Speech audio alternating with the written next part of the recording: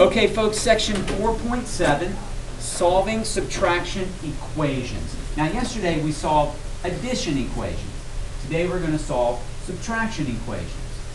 Very simple. Same ideas as yesterday, all right? But let's look at this first bit.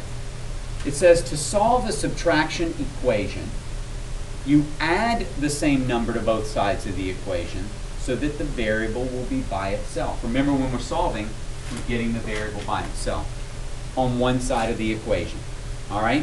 Now let's go right on down here to example number 1. We're not going to waste any time. I'm going to extend the page a bit just so we can see all that we need. All right? Now, Hannah, help me out with this one. Okay? Now, I'm going to draw a line here, A and B. Hannah, what is the variable in the first one? N. Now, it says solve, so that means get the variable by itself. What's happening to the variable right now? So we're taking 3 from it.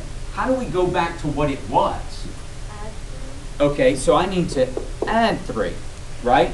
But remember, Hannah, it's a scale, right? So if I add 3 to one side of the scale to keep it equal, what do I have to do?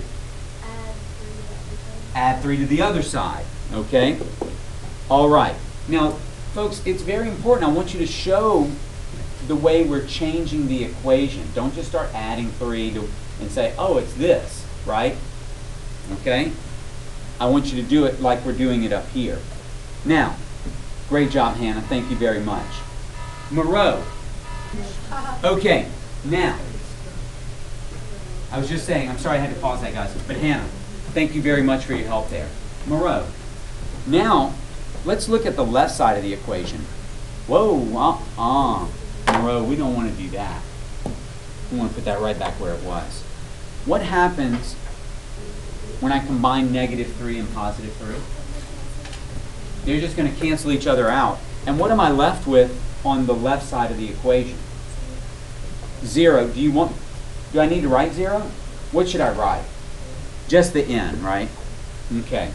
Now, Moreau, on the other side, what do I get when I combine 9 and 3? 12. So that means that n was 12. And look at it. If you plug it in for n, 12 minus 3 equals 9. But you see, I could have seen that from the very beginning. I know. But remember, when I'm teaching you to ride a bike, I'm going to stay right behind you while you go down the sidewalk. I'm not going to throw you off the half pipe and say learn or fall. Okay? No.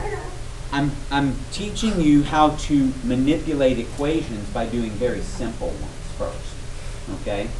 So if I'm subtracting from the variable, I add the same number to cancel it out. All right? Now let's go look at the right one. Emma. This one says -5 equals x minus 8. What's the variable, Emma? X. What's happening to it? In this equation, what's happening to it? Okay, we're taking 8 from it, right? So how do I go back to what it was? Now, then I'd be subtracting 16. I want to add 8. That'll take me back to what it was before we subtracted, right? Perfect. Now, Bailey, this is an equation. I just added 8 to one side of the scales. What do I have to do? I have to add 8 to the other side of the scales, right? Now, David, what happens on the right side? That side of the equation.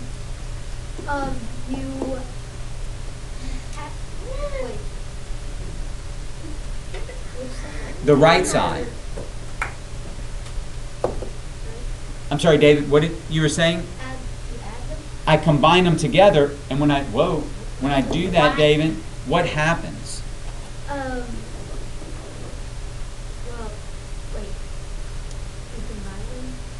8 negatives and 8 positives, when I put them together, what do they turn into? 0. Do I need to write the 0? No. What should I write?